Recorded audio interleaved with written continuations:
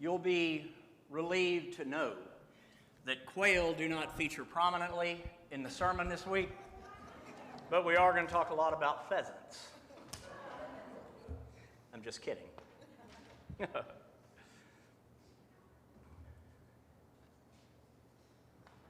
All right. Valentine's Day is almost upon us, right?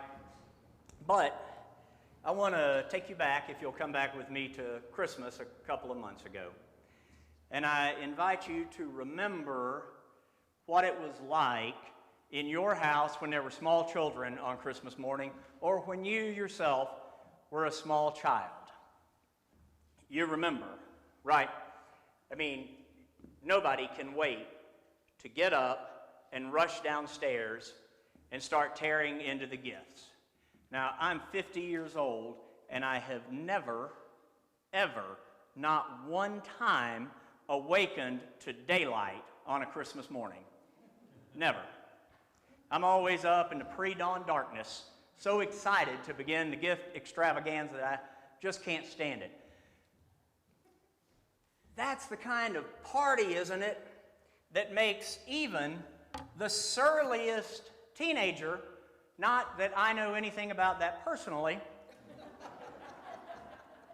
but that makes even the surliest teenager hop out of bed with joy and run downstairs, right? All right. We look forward to that, right? Because we expect and anticipate a gift, right? But I want you to think about how it would be different if we looked at it a different way.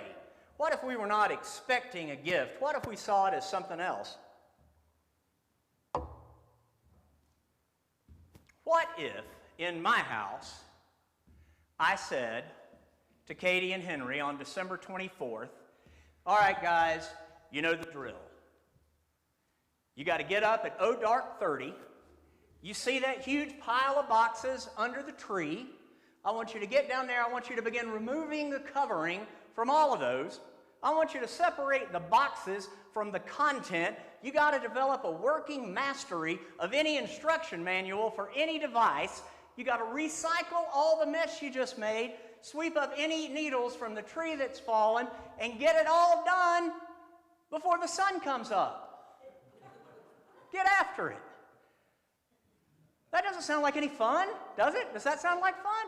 You couldn't get my kids out of bed with a stick of dynamite if that was the expectation we had. It matters, does it not, whether we see something, whether we expect it to be a gift or a chore, whether we expect it, whether it sounds to us like a gift or whether it sounds like a set of rules. It matters how we see these things. Now, you all have that? You feel good about that? Okay. I'm going to ask you to use it. With this in mind, that it matters whether we perceive something as a gift or a chore, a gift or a set of rules, with that in mind, let's look back, let's check back in with that first community of gods out in the desert. Those lawbreakers and immigrants and runaway slaves.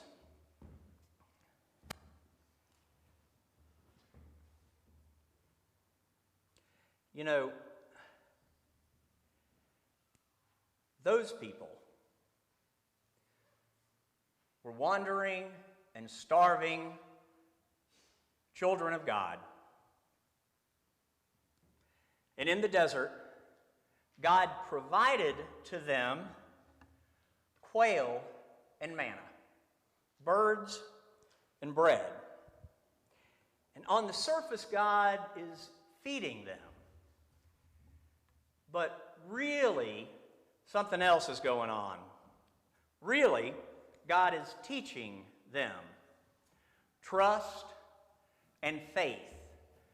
Really, God is helping them unlearn everything that they knew under Pharaoh and empire. God is helping reorient them from a dependence on empire to a faith and trust in God. God is offering them gifts, those people in the desert. But to us, 3,000 years later, they kind of sound like chores. To us, 3,000 years later, they kind of sound like rules.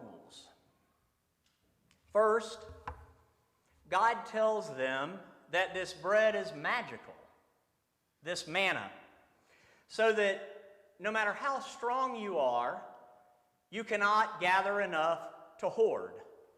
And no matter how weak you are, you cannot fail to get enough. There is just enough for everybody, and there's no surplus for anyone.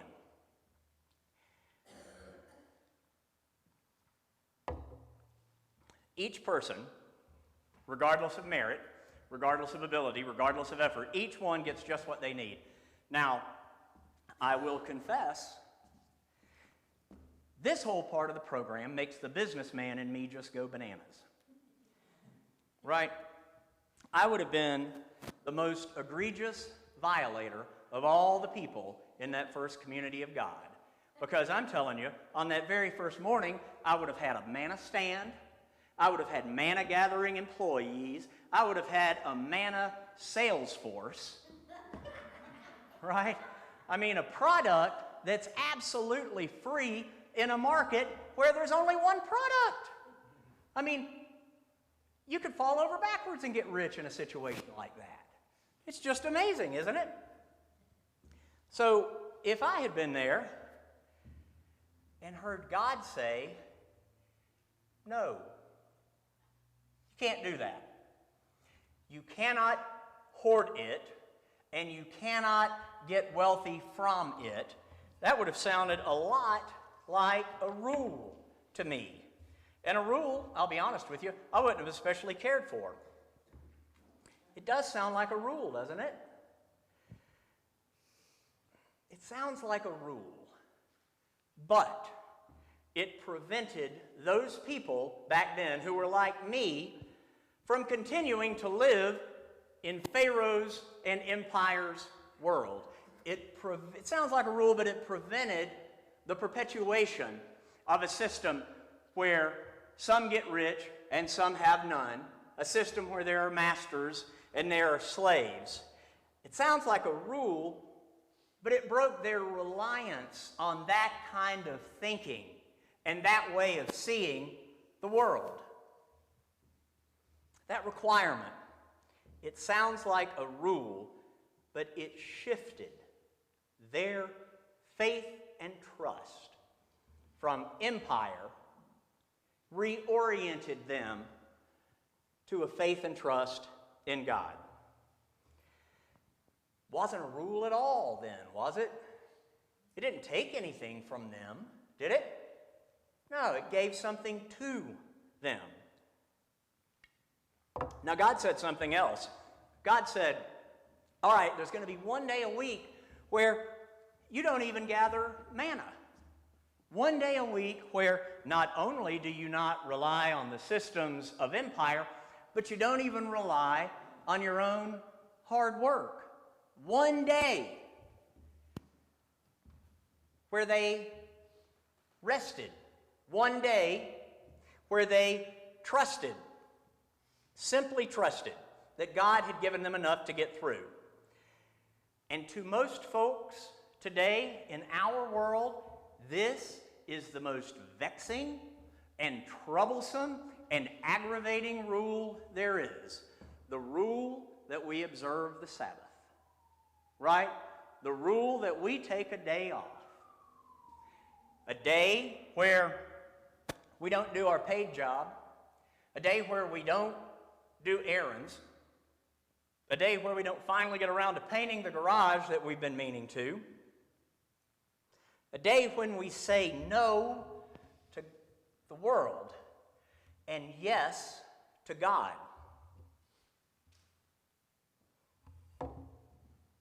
But in how we view this, in how we see this with our modern eyes, we can tell just how heavy those chains of empire still lay on our backs. It's very hard, is it not, to say we're going to take a day off. We're just going to have an honest-to-goodness Sabbath where we don't do anything. I mean, to busy professionals, giving up 1/7 of their week, giving up one day out of 7, means their competitors may get ahead of them, right? If they're not observing that. If you are a rancher or a farmer, I mean, it sounds nice, doesn't it, to have a day off, but the calves don't stop coming, and the weeds don't stop growing, and the harvest doesn't bring itself in, right? Just because it's Sunday. I see Mike nodding, right, Mike? If you're a business owner, you think, well, that's a great sounding thing. That's a nice sounding idea, but I can't do that. If I don't serve those customers, my competitor surely will.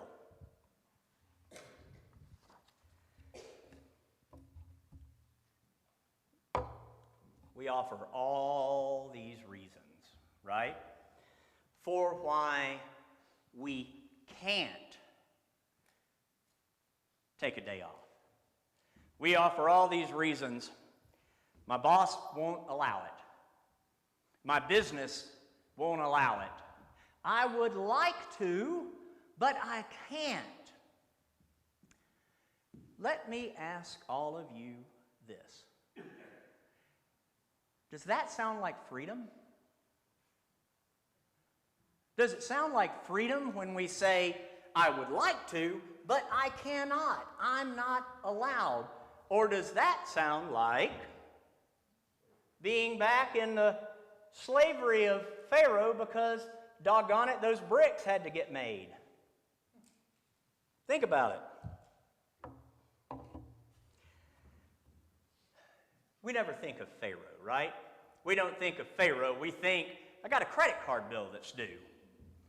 We don't think of being enslaved. We think, I'm glad to have my new car, and I'm glad to have my nice house.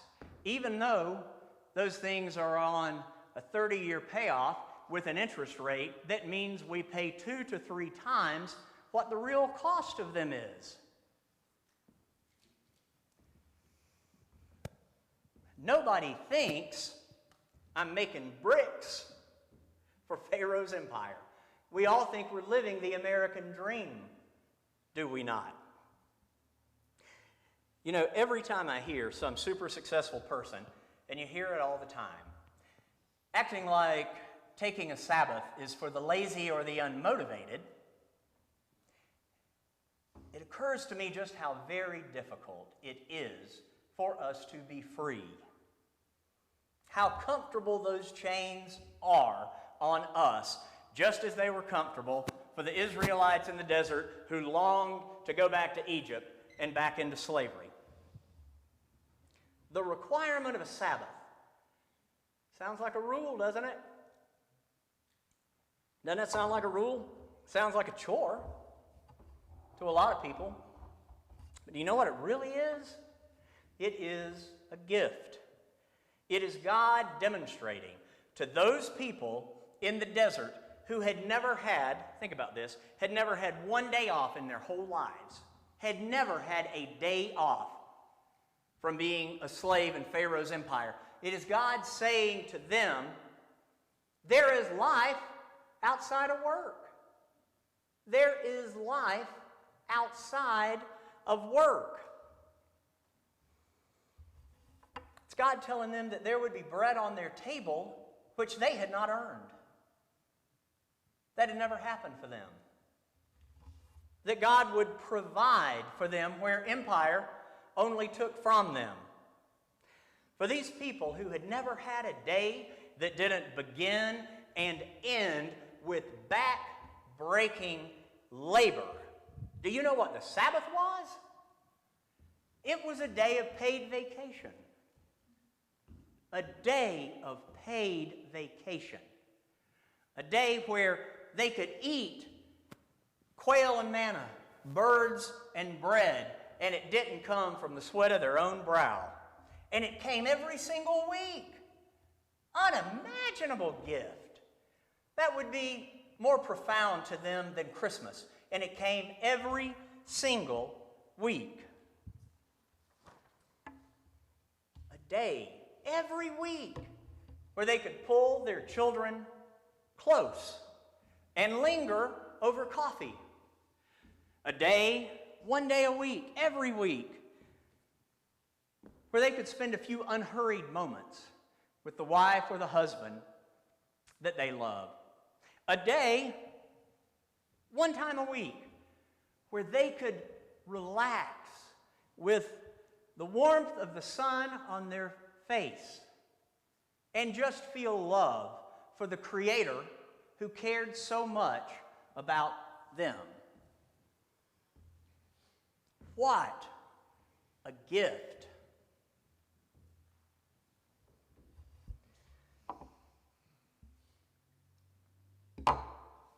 But it was hard, wasn't it? It was hard for them to trust in that, just like it's hard for us to trust in it. I mean, if I don't gather the manna on the Sabbath, maybe my family won't have anything to eat.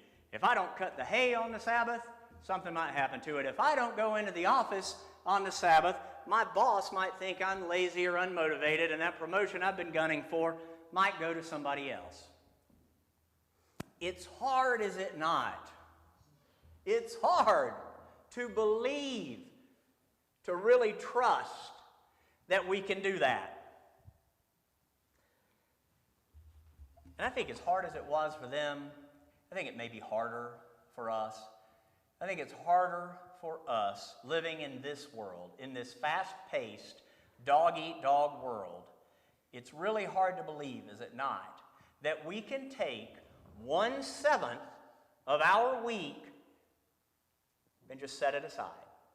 That we can really take that much time, 1/7 of our week, and that it's okay, that God really will provide for us. It sounds like a fairy tale, if you want to be honest about it. Let me tell you a story that's stranger than a fairy tale. In 1946, in a suburb outside of Atlanta, a man decided to start a restaurant. And he was entering the cutthroat world of franchise restaurants where most fail and all have to work like dogs just to get by. And this guy had a different kind of idea, and one that just sounded like it would doom him to failure. His name was Truett Cathy, and he would not open his restaurant on Sunday, period, ever. He would have a Sabbath each and every week, and everybody who worked for him would have a Sabbath. Now, this is just crazy. It's crazy in the cutthroat world of franchise restaurants to give up 15% of your work week, to give up 15% of possible revenues when all your competitors are out there taking it in, and you're not earning a penny. Think about it like this. We just watched the Super Bowl last Sunday, right? 1/7 of the week is about 15%. What if the Kansas City Chiefs had refused to take the field for 1/7 of that game? For 15% of that game, what if they had just not gotten on the field? What if through 8 minutes of the first quarter, they had not competed at all, and the San Francisco 49ers were just able to go up and down the field scoring as many times as they wanted to? Can you imagine? I mean, how could a team ever catch up? How could you ever overcome what you had lost in that 15% of time that you had given up? How could a franchise possibly succeed when it spots to its opponents 15% of each and every week?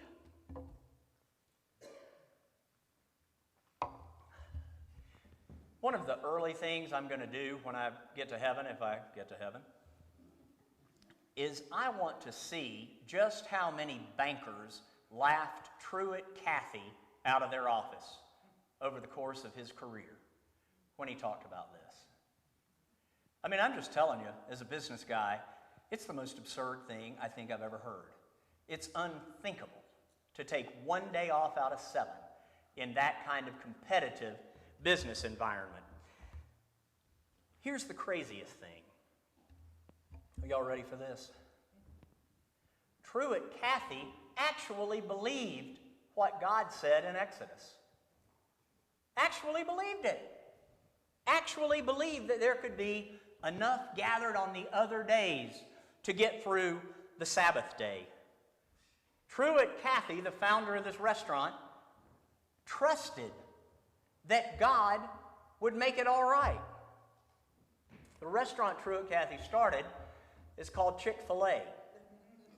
You know, there's only one in Montana. It's up in Kalispell. But there are 2,500 locations throughout the United States, in 47 of the 50 states. And despite spotting to their competitors the first 15% of every week, because they're never open on Sunday, they always take a Sabbath, despite doing that, they make more money per square foot than any franchise in the country. Their revenues last year were $11 billion, higher than Burger King or Taco Bell or Subway, behind only McDonald's and Starbucks. They were voted last year America's favorite franchise restaurant, ahead of all the old standbys like McDonald's or Wendy's or whatever, and the fun and groovy places like In-N-Out Burger. I know In-N-Out Burger. It's good stuff. It's no Chick-fil-A, but you know.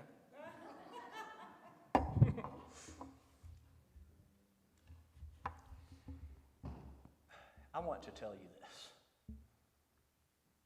I'm not the only businessman in here, but I will tell you as a business person, I'll tell you as a business person, that's so crazy, that idea of closing your doors for 15% of the week, for 1/7 of the days of the week. That idea is so crazy and so opposed to good logic that I have come to a conclusion. I can only believe that Chick-fil-A has not prospered in spite of observing the Sabbath. I think they have prospered because they observe the Sabbath.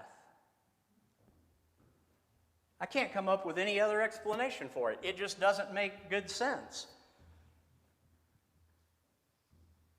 But Truett Cathy just flat believed and created a business and lived his life oriented toward God instead of the far more rational and logical business teachings of Pharaoh and empire. Chick-fil-A is a real-world example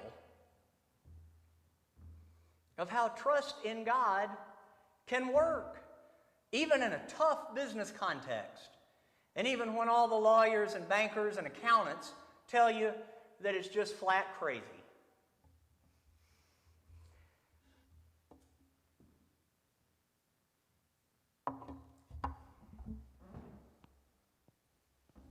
In the desert, God gave his people enough food, birds and bread, during the week to allow them to make it through the Sabbath.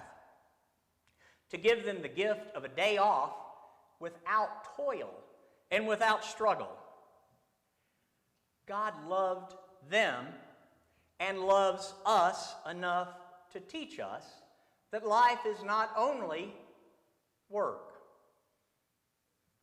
God gave them and gives to us the incredible gift of a paid day of vacation every single week to do nothing but love God and love our families and love our neighbors and love the beauty of God's creation.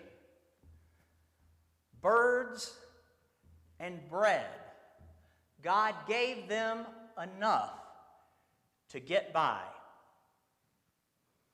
Birds and bread. God gave them enough to see the possibility of a new life and a better way of living. A way to trust God instead of trusting in empire or in their own hard work.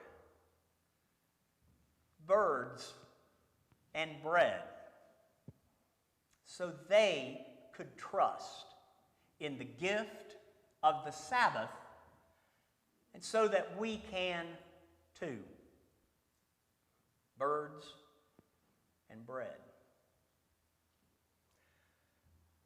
By the way, does anyone know what that restaurant, Chick-fil-A, is famous for and has made a fortune in selling? That restaurant that takes a Sabbath off every single day and has prospered amazingly because of it? Chicken sandwiches and chicken biscuits. Birds and bread.